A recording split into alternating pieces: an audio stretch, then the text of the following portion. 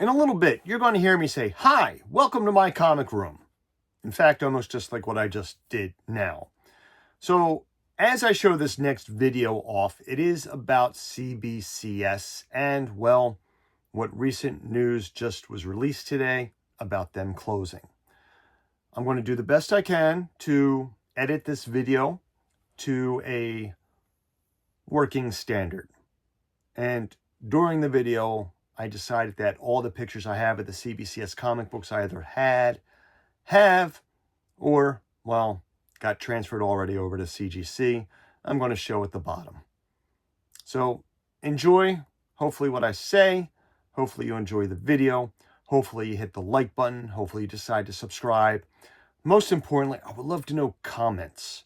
Definitely please comment on the video, because I'm very, very curious on what you think about the demise, the ending, or the closing of a door of a company that's been around for about 11 years that graded these four-colored comics that we love.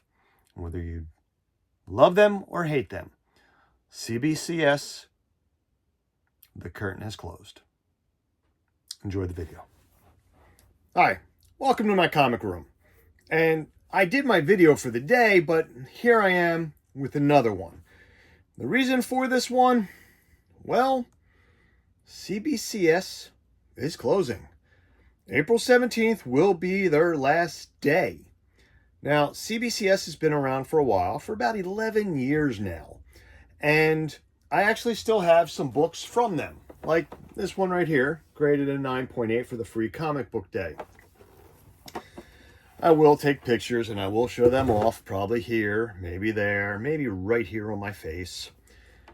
I got a Darth Vader number 3. These were really hot when I turned them in. By the time I got them back, though, not so much. This one I do like. It's a green cover. This is the 3rd printing. And then, one of my favorite books, Crazy, number 3.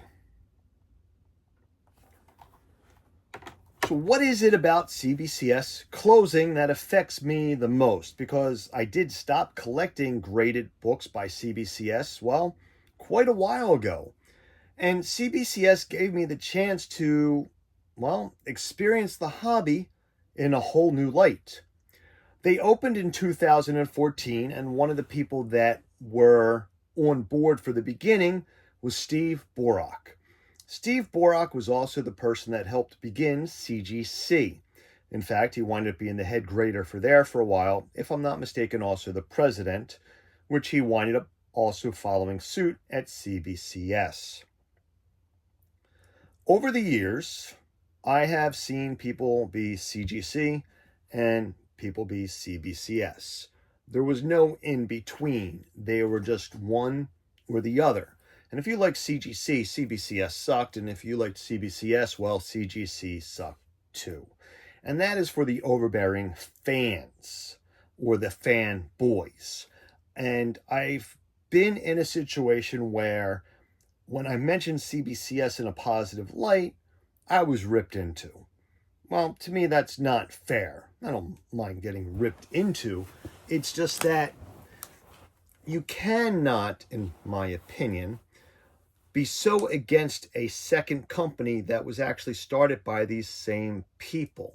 So they were going to have the same standards to grade a comic book. So I had the opportunity to be, well, a witness.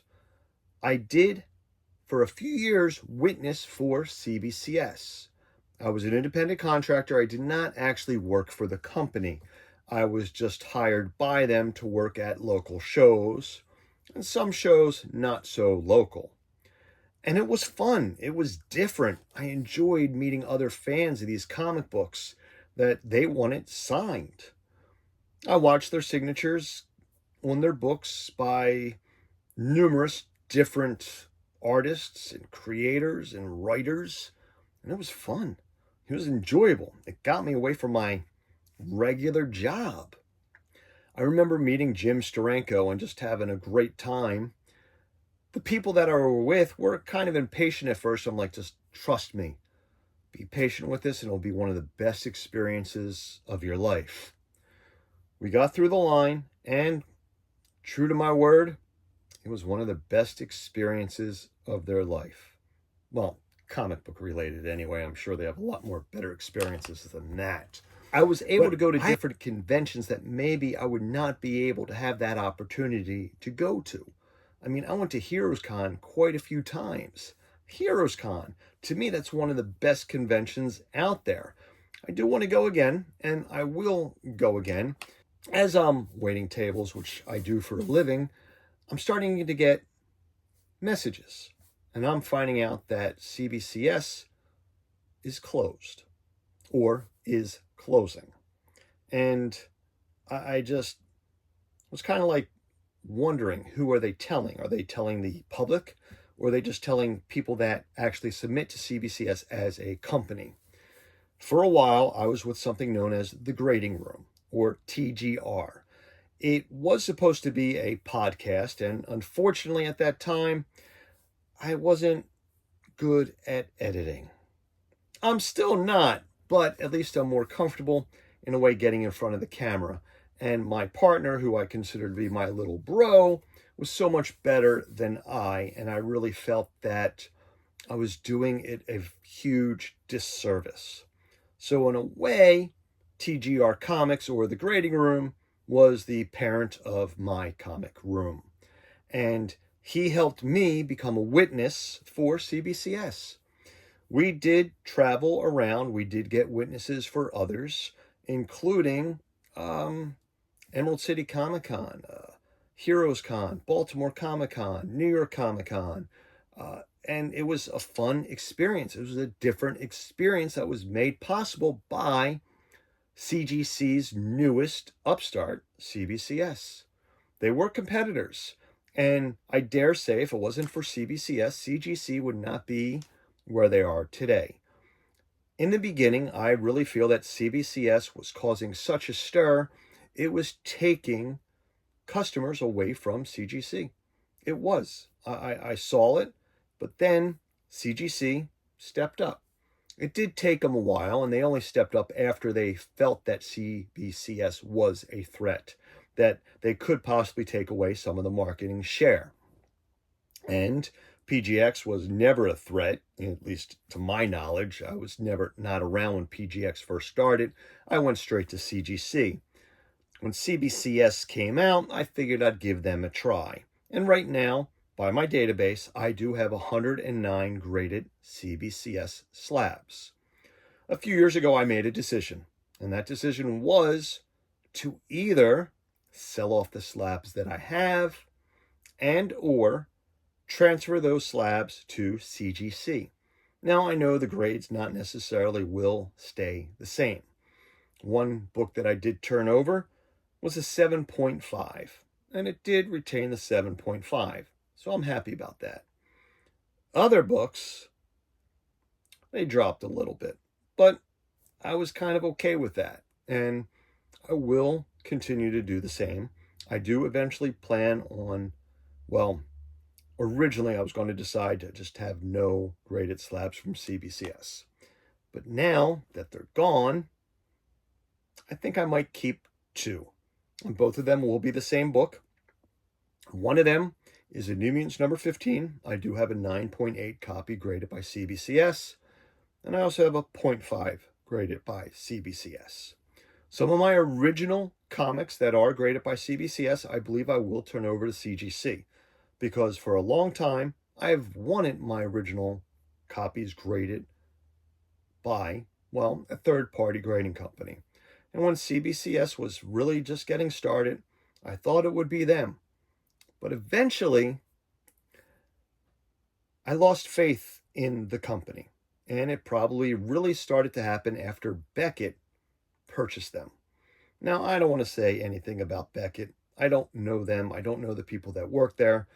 I just know that after certain people left CBCS, I knew that things were changing, and I wasn't happy with what I was hearing behind the scenes.